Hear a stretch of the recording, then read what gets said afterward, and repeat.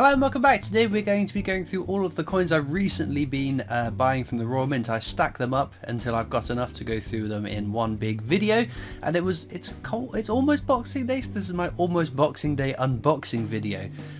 So I think it's the third or fourth one I've done this year, because I buy quite a few coins, but we'll go into the first parcel now. Of course, these have all been pre-opened. To preserve the ability to tear them open in the video, I bust in from the bottom of it to take out my invoice and just check the quality of the coins, because some of these I've had for quite some time, and it'd be too late now to then contact the room and say, oh, you've sent me something that is damaged or if something's missing. I can contact them.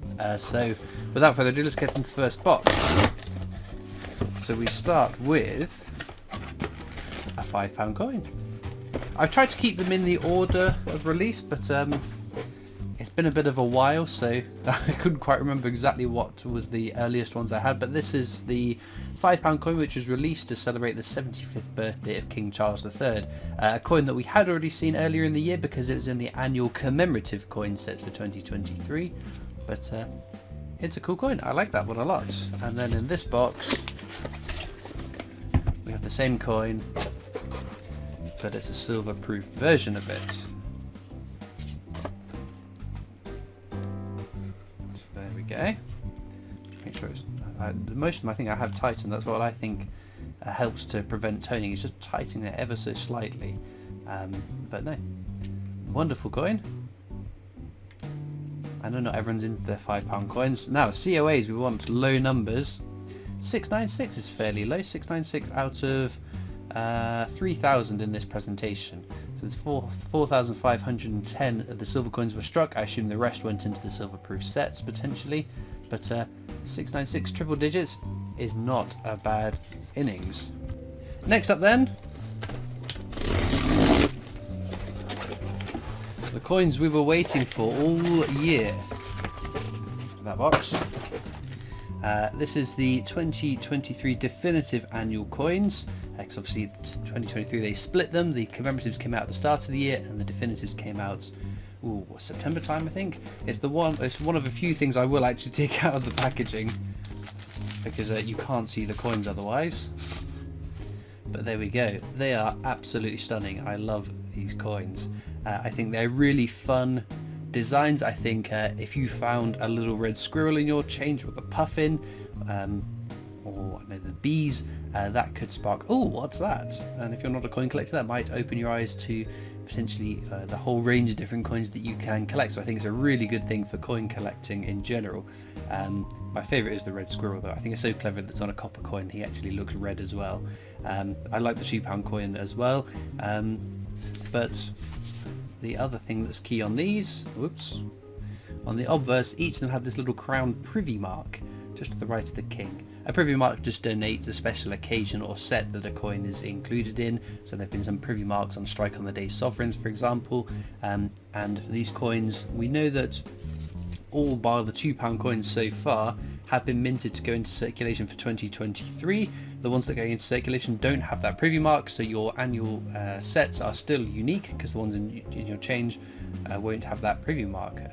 Hopefully they do the £2 as well, because it'd be lovely to get a whole 2023 set of the new definitives to add to our collections too. If not, the only way to get that £2 coin for 2023 would be to buy this set.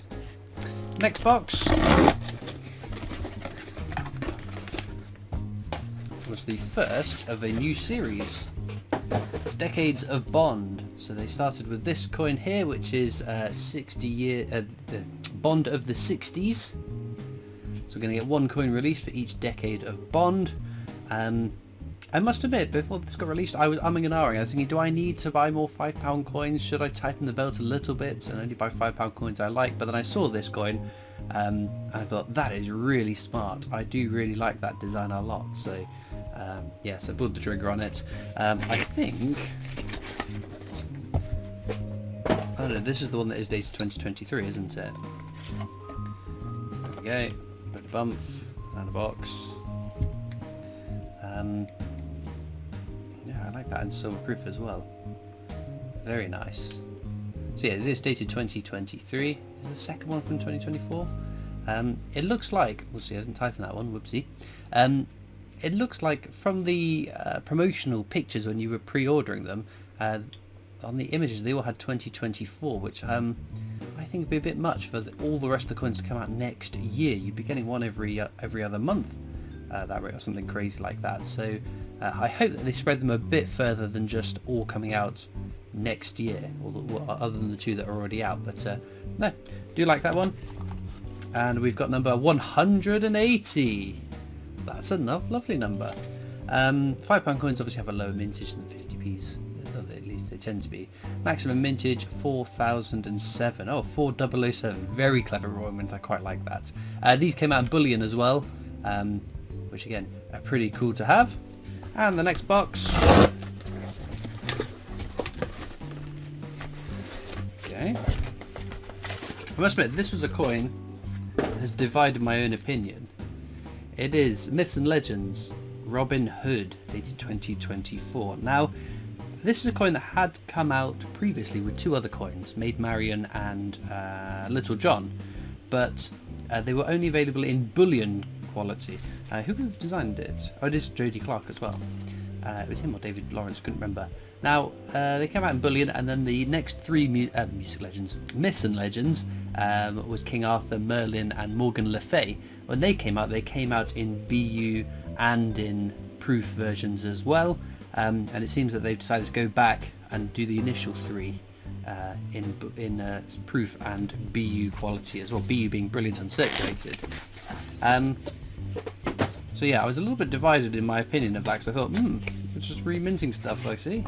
But I do like the Myths and Legends set, well, the three that I had already. And again, I forgot to tighten that one as well, whoops. But it is such a beautiful design, isn't it? I think I will accept. Again, it'd be annoying if Myths and Legends goes on for many years and there's a whole massive set of them, and the only ones I'm missing are the Robin Hood trio, because we assume that the other two will be coming out as well. But interestingly, it is dated 2024, because some of the coins at the end of the year get released dated for the next year. No rhyme or reason, it's just that's the way they've always done it. But no, always a little bit intriguing. What number do we get? We stay in triple digits, 741. 741 out of a very low amount. 1500 is a really low mintage for any sort of proof coins. So yeah, I think that's kind of cool.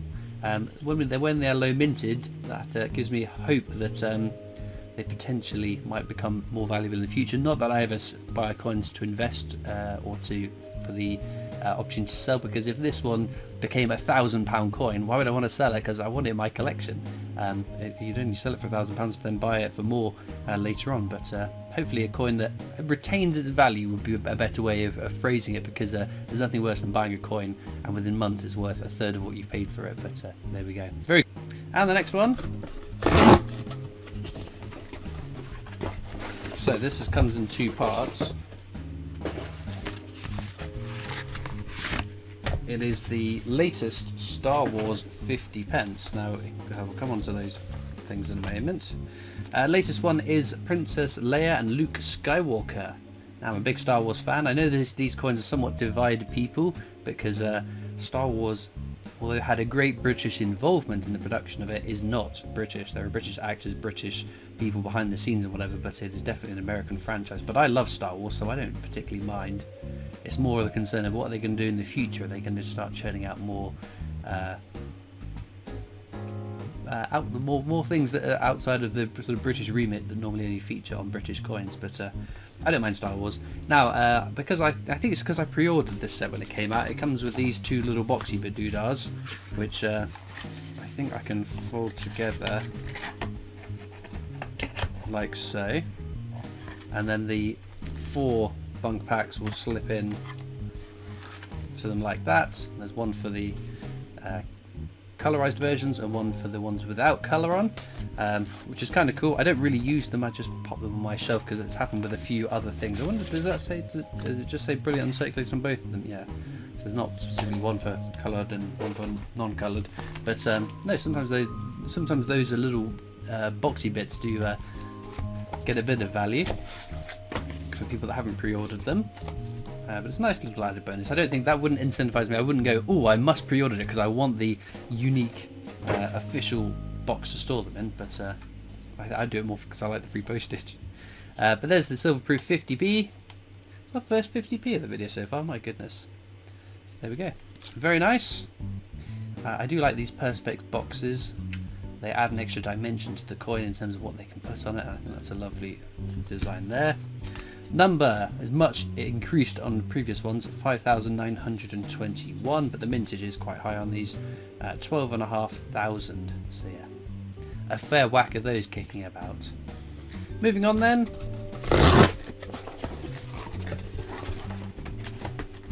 We've got the second coin of the Bond set. This is Bond of the 70s. Obviously the next one will be Bond of the 80s. We have the submersible car. I can't remember what it's called because I'm not a massive Bond fan. But again, I just think it's a really clever design. I really like it. Who designed it? Matt Dent and Christian Davies. Ah, Matt Dent. So Matt Dent is the person who designed the Shield of the Royal Arms Definitive, wasn't it? That's Matthew Dent. And Christian Davies. I think the two of them worked on previous Bond coins as well. I can't recall off the top of my head, but lovely design. I really, really like this.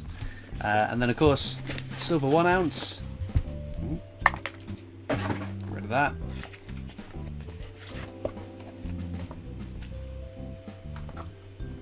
I quite like the frosted. Oh yeah, that's not been tightened. Well done, Christopher.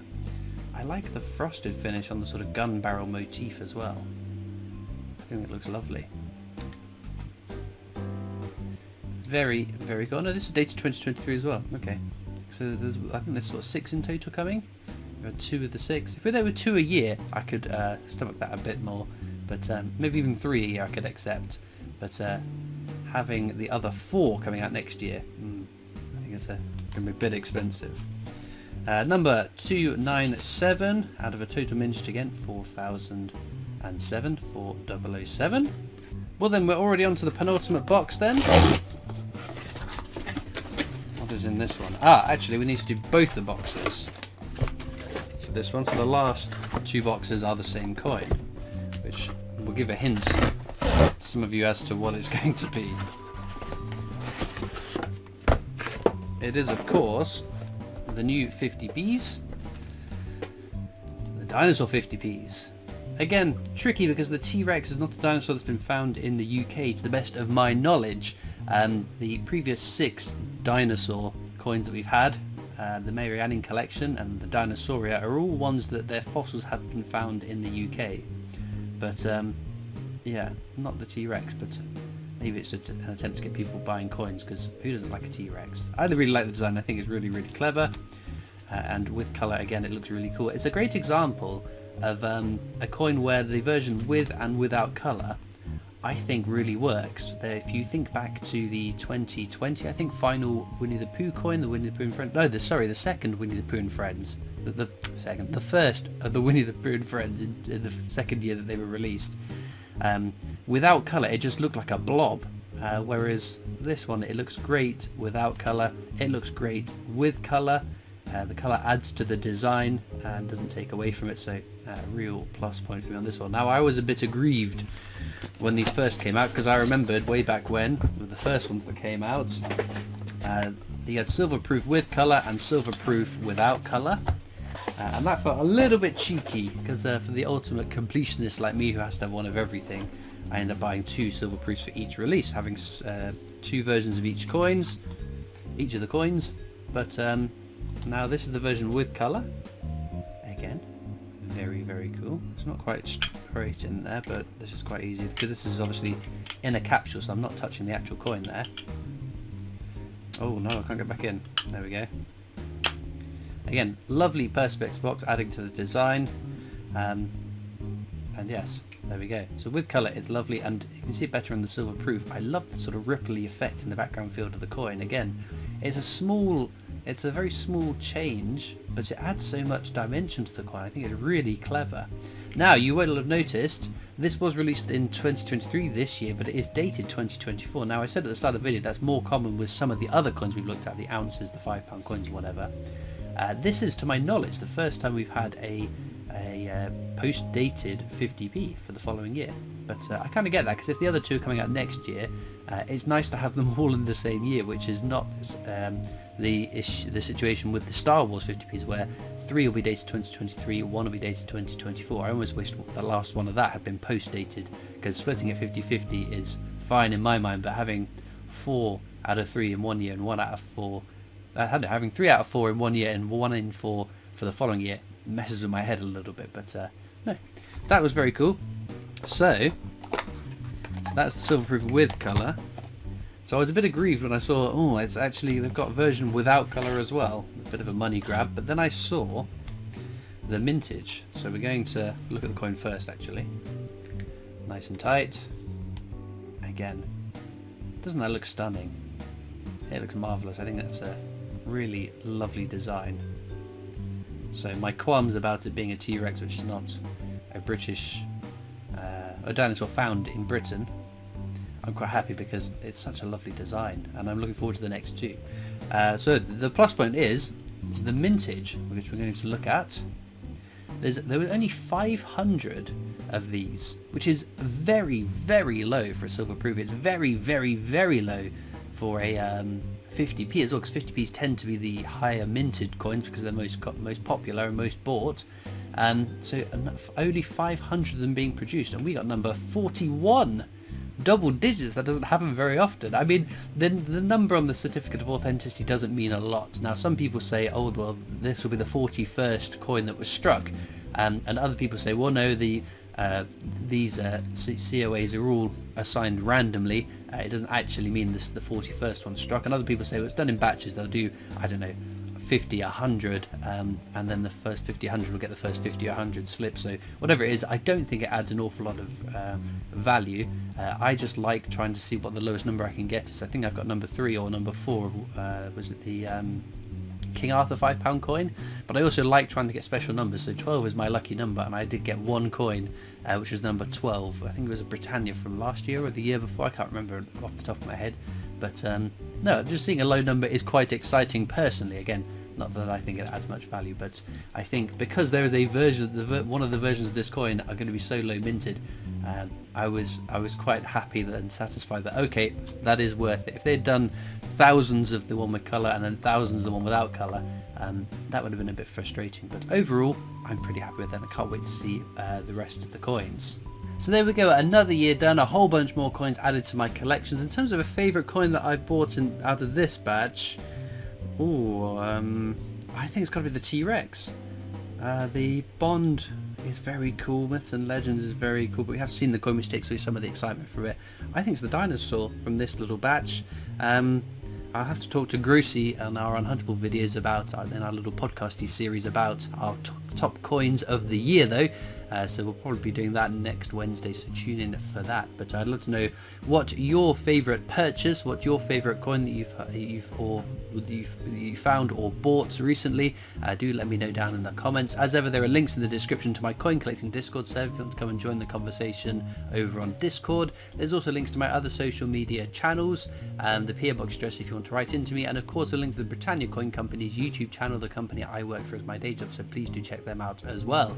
All it leaves me to do now though is thank you so much for watching. I hope you've enjoyed, and I'll see you next time for more coins. Bye.